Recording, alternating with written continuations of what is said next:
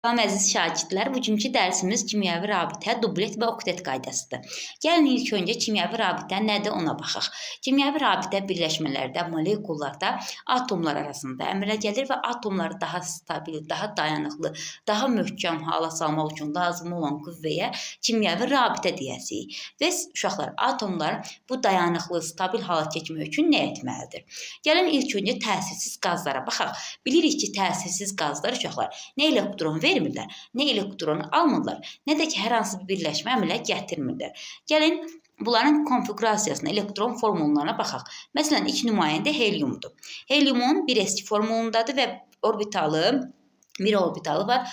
Onlar da orbitalda elektronla doludur. Digərləri ns2, np6 şəklindədir və bütün orbitalları elektronla tamamilə doludur.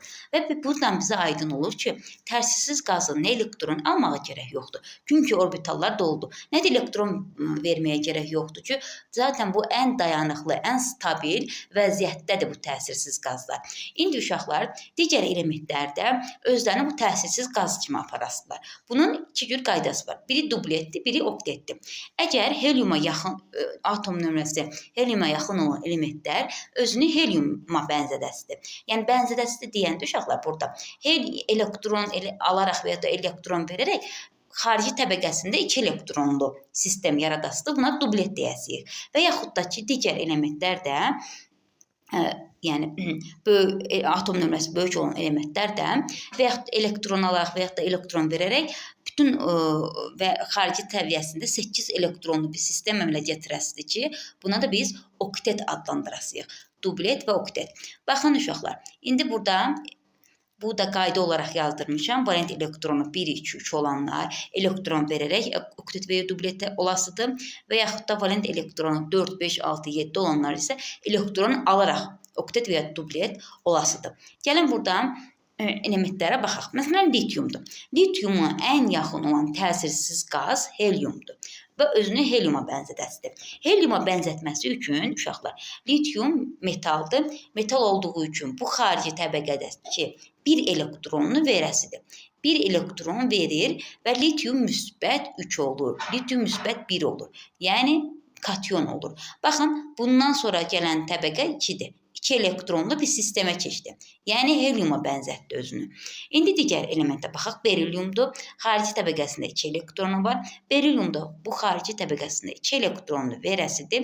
Berilyum müsbət 2 olasıdır, yəni katyon olasıdır və özündən sonraki qatmana baxın. 2 elektronlu bir sistemə, dubletə keçəsidir.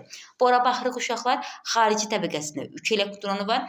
Bu da 3 elektronlu verəsidir və bor müsbət 3 olasıdır, katyon olasıdır və özündən sonraki təbəqə nədir? Dublet sistemində olasıdır. Bu helyuma yaxın olan elementlər idi ki, özünü helyum kimi, təsirsiz qaz kimi apara bilirlər. Digərlərinə baxıq uşaqlar. Məsələn, fosfora baxırıq.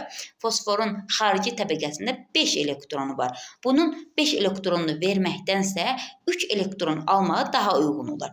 Fosforda 3 elektron alasıdır. 3 elektron aldığı üçün fosfor mənfi 3 olasıdır və 18 elektronlu argona özünü bənzədəsidir.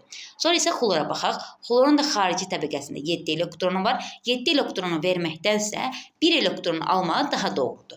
1 elektron alasıdır, xlor mənfi 1 olasıdır, anion olasıdır, özünə ən yaxın olan argona bənzədəsidir, təsirsiz qaz.